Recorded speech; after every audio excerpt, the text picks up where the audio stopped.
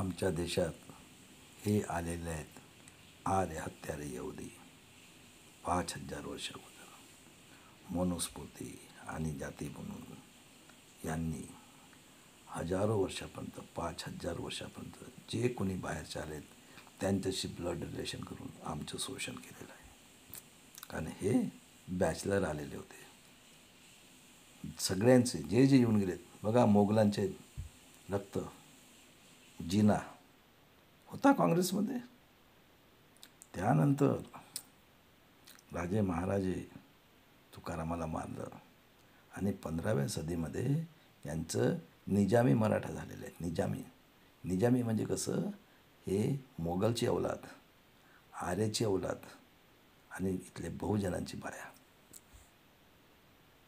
हे निजामी मराठा. आणि संत होऊन गेले 15व्या सदीपासून. राजे महाराजे किती शूर झालेत, कारण राजा महाराजांना बायांचा शौक होता आणि हे यांच्या घरात मुनिमजी म्हणून काम करत होते. आणि यांना तर तोच शौक आहे. काय केलं आहे यांनी 5,000 वर्ष? तेच काम केलं आहे, शोषण करणे, भोग करणे. त्यानंतर कितीतरी संत होऊन गेले राजे महाराजे. आणि त्यानंतर भारतांनो बघा, शिवाजी महाराज, संभाजी महाराज, जिजाऊ, अहिल्याबाई होळकर, बरोबर आहे, ताराराणी, राजाराम महाराज. आणि 18व्या शतकामध्ये सुरुवातीला ज्योतिराव फुले, सावित्री फुले, फातिमा शेख. 1 जानेवारी 1848 शाळा काढली. शाहू महाराज जन्म 74चं, बिरसा मुंडा 75चं.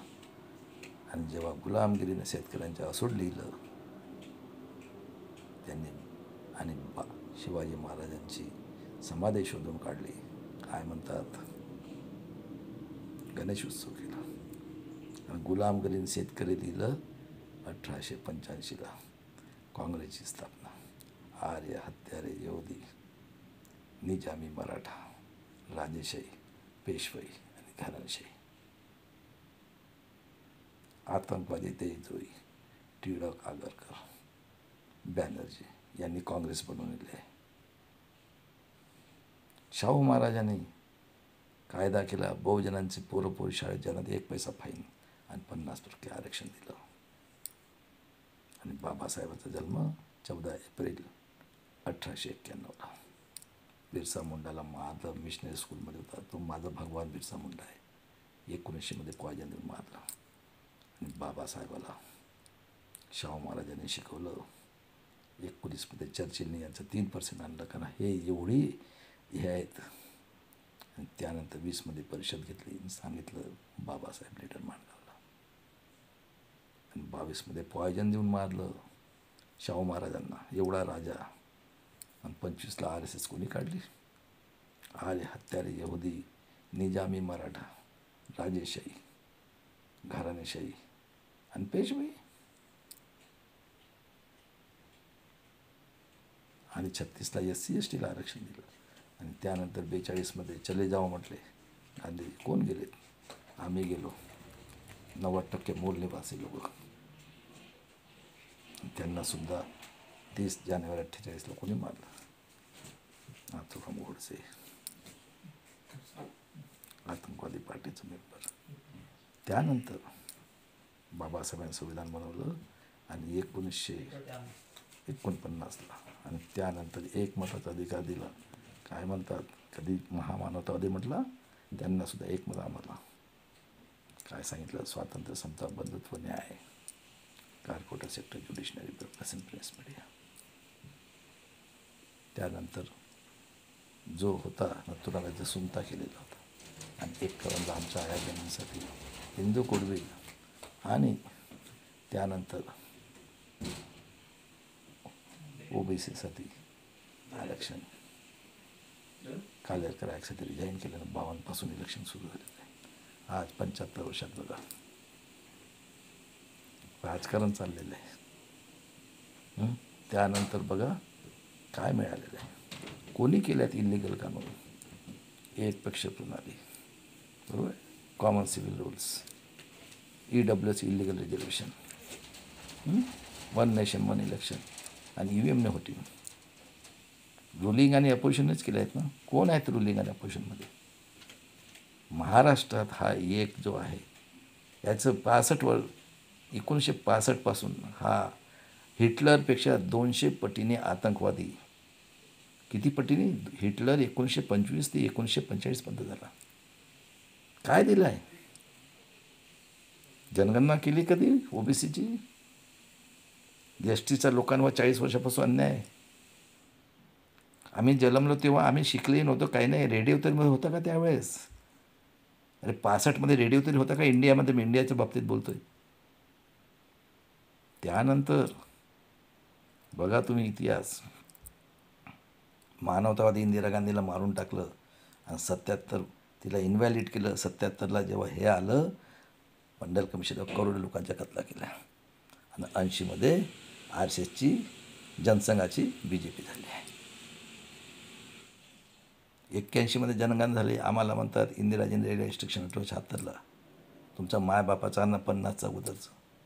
म्हणजे किती अन्याय अत्याचार. आणि त्यानंतर बघा दादांनो 84मध्ये ते इंदिरा गांधीला मारलं आणि TV आलेलं आहे 80 नंतर. आणि आज बघा आजही SC STला म्हणतात 50चा उदर प्रूव्ह करा, OBCला 60चं. हां.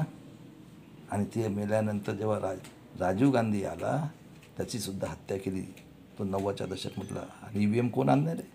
मनोज सिंघवी, आतंकवादी अटल बिहारी वाजपेयी आणि काळात. राजीव गांधी म्हटलं 1 रुपया तर 10 पैसे खर्च करतात 89मध्ये. त्याचीसुद्धा हत्या करून टाकली. आणि हा पेरियार आहे.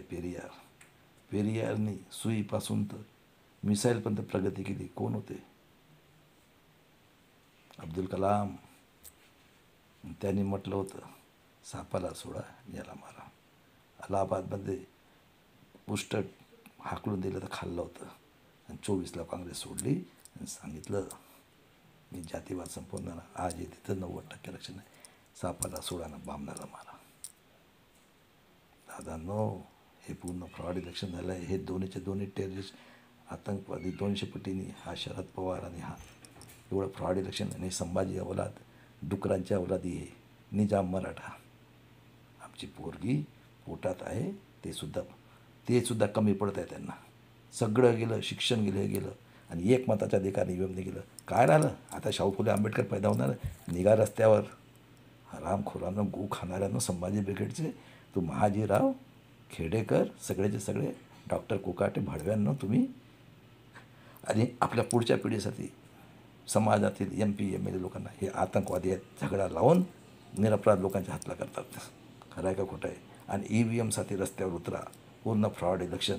आणि मी जगालाही सांगतो आणि माझ्या भागीदारी मोर्चाच्या लोकांनो कंप्लेंट करा ह्युमन राईट्स कमिशनकडे, युनायटेड नेशन ऑर्गनायझेशन आणि इंटरनॅशनल कोर्टकडे. आणि अजिबात घाबरू नका. हे माइंड डायव्हर्ट करायला आता परभणी झालं, आता बीडचं आलं. बघा 90% जनतानो आणि धनगराचा अवलादांनो. आणि तो बघा फुलेचा अवलाद.